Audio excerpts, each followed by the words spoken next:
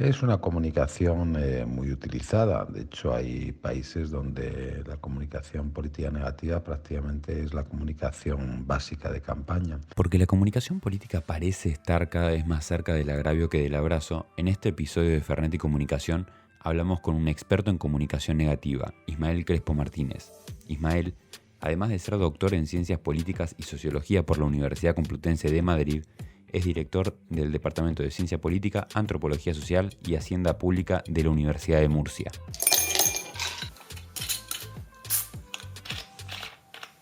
Empecemos por el principio. ¿Qué es la comunicación política negativa, Ismael?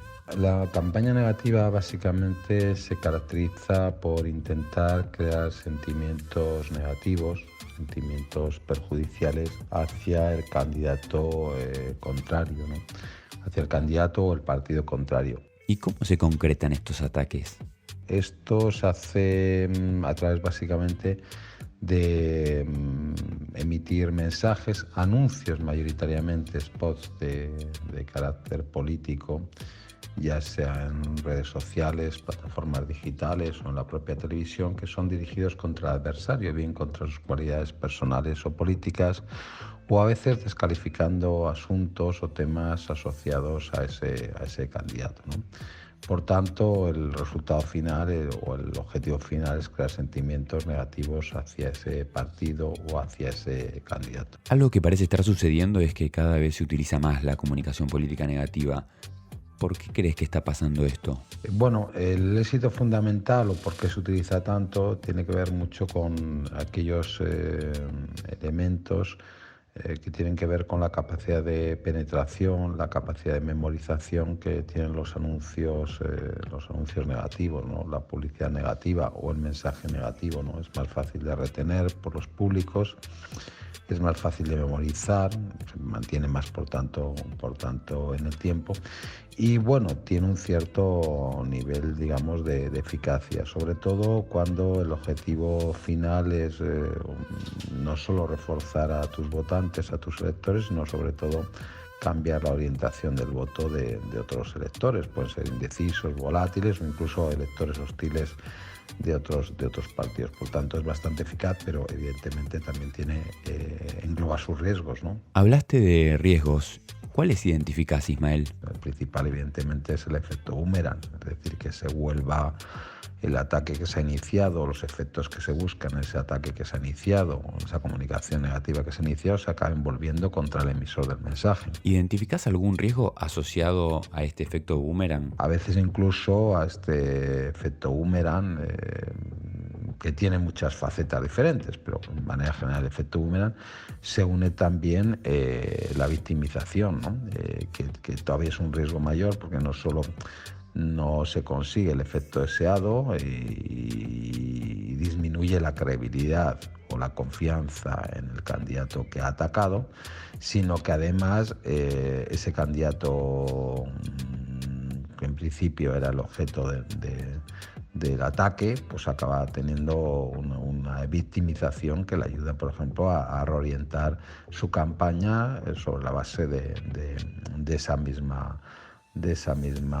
mismo ataque, ¿no? Por tanto, ahí no solo no se logra el objetivo, no solo se asume un riesgo, sino además se puede dar al candidato atacado una estrategia de salida buena para determinadas cualidades que se estaban criticando, ¿no? Si hablamos de comunicación negativa, tenemos que hablar de redes sociales. ¿Cuál es la relación entre comunicación política negativa y redes sociales? Las redes sociales sí están teniendo un papel muy importante en las sociedades modernas como agente polarizador. Es decir, que las redes sociales se acaban convirtiendo en un elemento que acaba generando mucha polarización afectiva, polarización emocional, brecha de percepción, partidismo negativo y por tanto ahí sí juegan, creo que un papel más activo incluso, ¿no? O sea que ahí ya no es, realmente acaban convirtiéndose en una herramienta nuclear de este tipo de discurso polarizador, ¿no? Por tanto, yo creo que habría que ver dos facetas, esa comunicación política negativa más centrada en lo que es información falsa, información de de escarnio con tipo los memes y tal, y luego la otra parte que es esta información más de carácter polarizador y de carácter de pasar de adversarios a enemigos, generar brechas, etc. Es un poco difícil pensar en el futuro en medio de una pandemia, pero de cara al futuro, ¿ves una comunicación política más positiva o más negativa, Ismael? No, sin duda veo una comunicación más negativa. Yo creo que la comunicación positiva, incluso la comunicación responsable, la comunicación de temas, la comunicación argumentativa y racional, y me parece que todavía no ha llegado su tiempo de que regrese. Regresará en algún momento, pero mientras tengamos los sistemas de competición que tenemos, mientras tengamos los liderazgos confrontacionales que tenemos, mientras tengamos las brechas que están produciendo en muchos países, o lo que ustedes llaman en Argentina grieta, y que esas se están haciendo cada vez más grandes, pues evidentemente la comunicación negativa tiene ahí un campo para desarrollo muy importante, ¿no? Cerramos con un consejo. Si tuvieras que aconsejar a un colega o a una colega que esté defendiéndose del ataque de una estrategia de comunicación negativa, ¿cuál sería? Bueno, es complicado, ¿no? Un consejo, porque en realidad yo les digo siempre a mis estudiantes que los consejos tienen que darse de acuerdo al contexto, ¿no?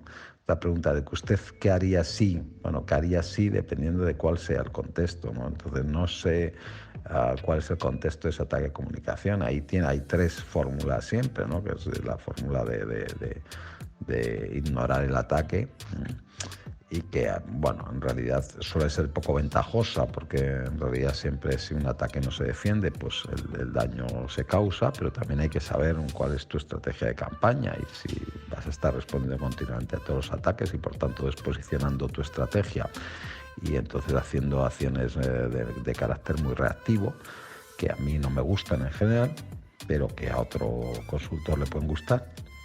Estás siempre respondiendo y estás siempre con el dedo en el tweet para ser más gracioso que el otro y más negativo que el otro. Otra opción que puede ser responder. La primera puede ser ignorar, la segunda puede ser responder, y en esa opción tenemos varias líneas de trabajo dependiendo del contexto. Lo ideal en todo caso sería responder para dar un corte a la comunicación, no responder para entrar en una dinámica de comunicación de réplica. Y otra tercera cuestión, muchas veces referidas a las cualidades políticas o personales de un candidato, tiene que ver con prever ese ataque, o sea, introducir mecanismos de defensa, como puede ser la inoculación, previos a que ese ataque se produzca, ¿no? Todos sabemos cuáles son las debilidades de mi candidato o de mi partido, y bueno, podemos prever unas líneas de defensa respecto a esas, ¿no? Entonces, la línea de defensa no tiene que ser siempre la réplica, sino que la línea de defensa pues una línea expositiva previa a ese ataque, o puede ser abrir otras líneas de trabajo diferentes que de alguna forma disminuyan o minimicen ese ataque.